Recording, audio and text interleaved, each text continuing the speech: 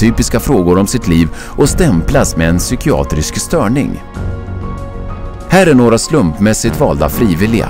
Människor i alla åldrar som lever ett normalt liv. Do you feel sad, blue, unhappy, or down in the dumps? Sometimes. I've had periods of great optimism and other periods of equally great pessimism. Yeah, that happens a little bit. I get tired for no reason.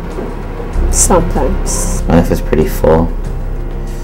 Not really. For no apparent reason, I sometimes have been very angry or hostile. It's hard for me to concentrate on reading. I am restless and can't keep still. My heart beats faster than usual. I have trouble sleeping. Shortness of breath. Gained weight. Trembling hands. I have an idea that most of these are going to be sometimes. Everyone has. As in everybody? Somewhat. Somewhat true. Just a little. Oh yeah, I am. Alright, my score totaled 42. Bipolar disorder, moderate to severe symptoms.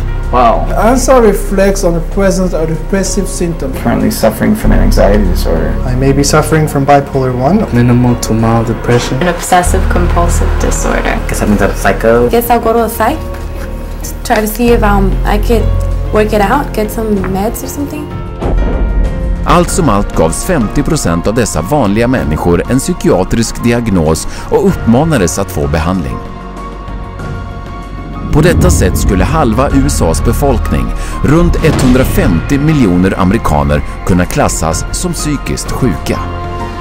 Now you have a direct line of consumers just walking in with a little pre-survey that says that they potentially can have bipolar, ADHD, stress, anxiety, any of those categories, and they just need to take this assessment tool and say, okay, that basically that is what you have and here's your drug.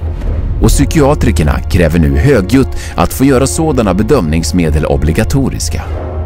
Ta Teen Screen, där tester för psykisk hälsa, maskerade som självmordsförebyggande program, ges i skolor för att diagnostisera och droga barn.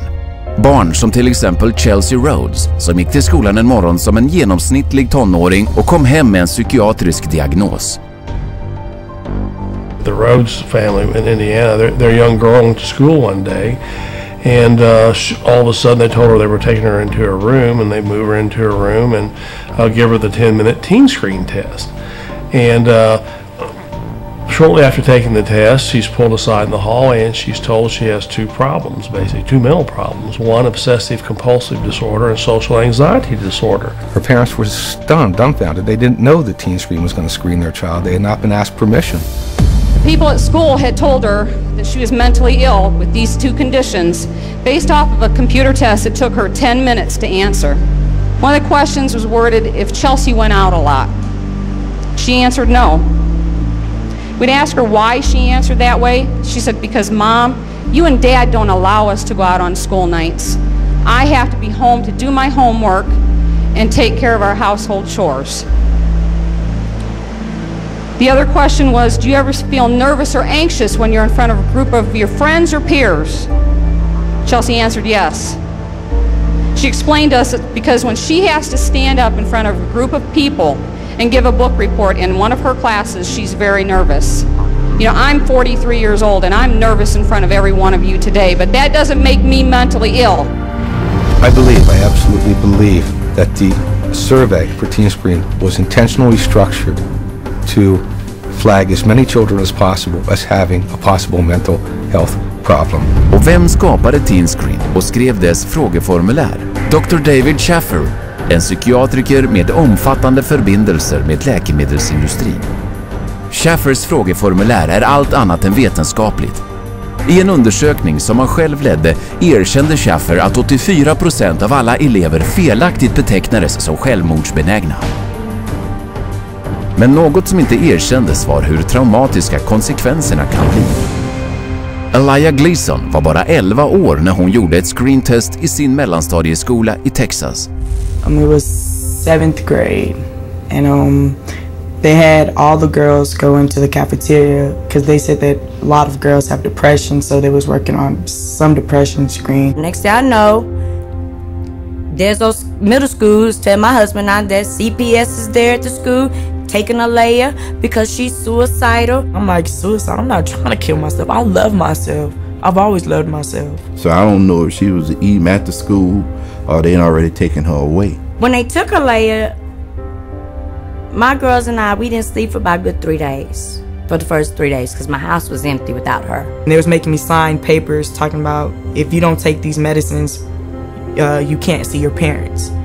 So they was telling me, you know, if you take your medicine, you can see your parents. My daughter was on 22 different types of medication that this one psychiatrist gave her. They drugged me up so bad that they said they had to drag me. And I used to wonder how I got to my room. When I saw for myself what they were giving her and how much and how often, I just thought, they're going to kill this child. And the parents were helpless. Then after a while, that's when I was just like, I'm not about to take no more medicine until I call my parents. And then that's when they was like, okay, well, we're going to give it to you anyways.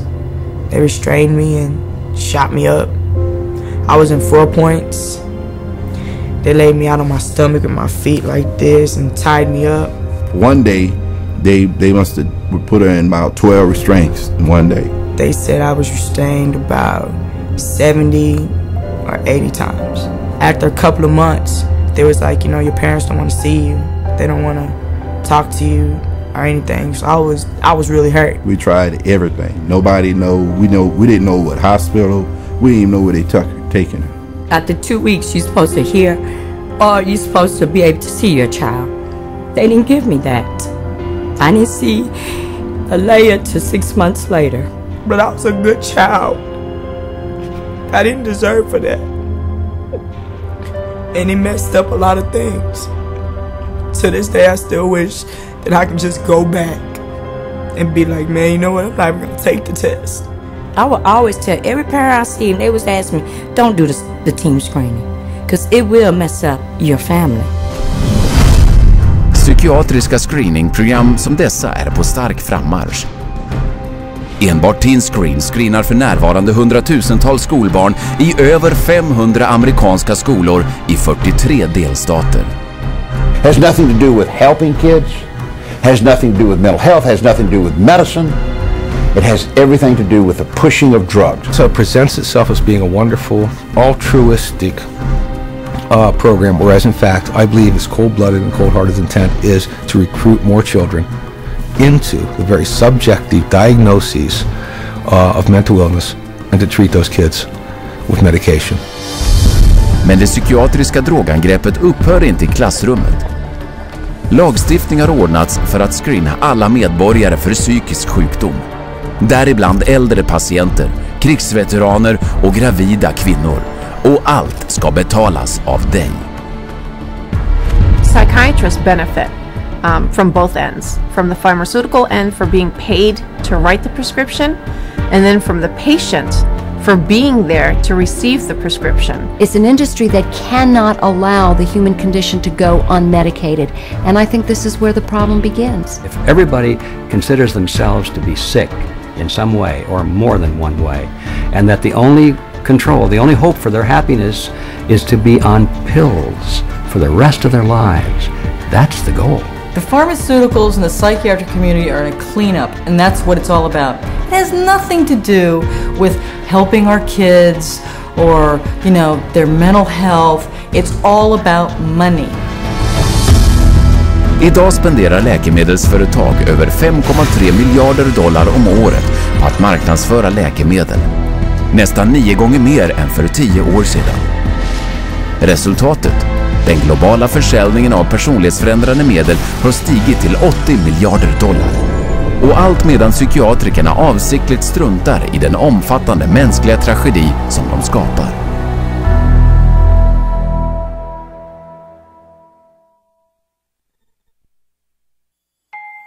I'm 10 years old. I'm going to read, I think, the side effects of a drug called Daytriana. The drug Adderall. Luvox. Cymbalta. Gyudon. Lexapro. Namenda. I have a question. Where do I find the side effects? How do I read it if it's so small? Just a bunch of letters squished together. I can't read this. This is the side effects of the drug. Side effects. Stroke. What the heck? Speech disorder. Eye disorders, vision blurred. Dry mouth. Nervous. Tremor. dizziness, delirium, and coma. Tardive dyskinesia. They experience worsening of their depression, Aggressive reaction. Paranoid reaction. psychosis, Serious cardiovascular events. other serious heart problems, Heart failure. What? suicidal thoughts, Suicidal thinking and behavior. Increases the risk of suicide. an increased risk of death. sudden death. These guys must be kidding. Wow. This is gross. Seeing this on a warning label, does anybody have any clue what they're putting their kids into? This isn't good.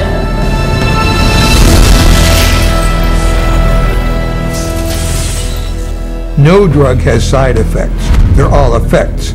Side effect is just a way that doctors explain away the effects that they don't like or you won't like, but they're effects. These are the effects of these drugs. They're not just what might happen to you, they're what happen more often than not. We name them side effects because they're an unintended consequence. The antidepressant drugs not only don't make you happy, they have all kinds of negative effects on the system as a whole. These drugs are absorbed and distributed throughout your entire body. So they have side effects through all of your tissues and organs, including your liver and your kidneys and your nervous system. They destroy the brain, the neural net. They literally kill brain cells and cause all kinds of brain disorders. That's why we have they're not side effects, they're direct effects. Men trots att psykiatriker för allmänheten ständigt bagatelliserar de många allvarliga hälsoriskerna har de inga problem med att öppet erkänna dem inför våra kameror. I think I tell them the main side effects. I don't tell them every side effect because there's so many possible side effects. I would say the majority of patients experience some side effects. People get side effects to every medication you try. They all have side effects. All kinds of side effects. Lots of side effects. Physical feelings of sickness. Headaches, insomnia. They can't sleep. They can't eat. Drowsiness. Sedation is very frequent. Restlessness. Appetite stimulation. Neurologic side effects. Tremor or muscle spasms. Stiffness. Weight gain. Obesity. Weight gain and stuff like that. Decreased performance of sexual functioning. Sexual side effects can happen. Sexual dysfunction, etc. I've never had anybody die or anything, but I've had people faint and stuff, and it's really sort of unpredictable. You name it and it can be a side effect. Och varför kan inte psykiatriker förutse vilka biverkningar du kommer att få? Därför att ingen av dem vet hur deras preparat verkar. At least with street drugs, people know that they're dangerous, that they should be off of them. With pharmaceuticals, people are told they're safe to take every day. Men personlighetsförändrande medel är långt ifrån säkra och avslöjas mer och mer som kemiska gifter som kan döda. Some of the side effects that have become of concern lately are suicide, increased risk of suicide, increased risk of homicide. These aren't people that were horribly depressed when they were given a drug. These are people who are given a drug for social anxiety or difficulty sleeping or mild depression and then become suicidal. And so when they become suicidal and they kill themselves, what the doctor does is go back and say, oh, well, it's because they were depressed. The label itself, the disorder, is what is blamed for the side effects. When in reality, it's the drug that is causing the side effect. It is the drug that is the problem. Medel som det antidepressiva preparat som skrevs ut till Woody Witzak, som inte tog det för något psykiskt besvär utan för att hjälpa honom sova. My husband and I, Tim, his nickname Woody, we were married just 2 months shy of 10 years, so we've had a long life together. And Woody was a guy who was healthy. He was a big runner. He's never had a history of depression or any other so-called mental illness.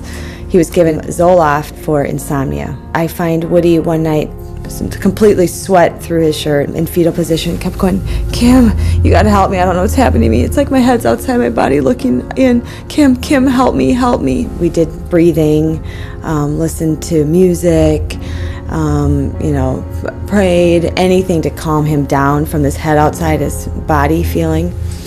And a week later, he was found dead hanging. A guy who loved life.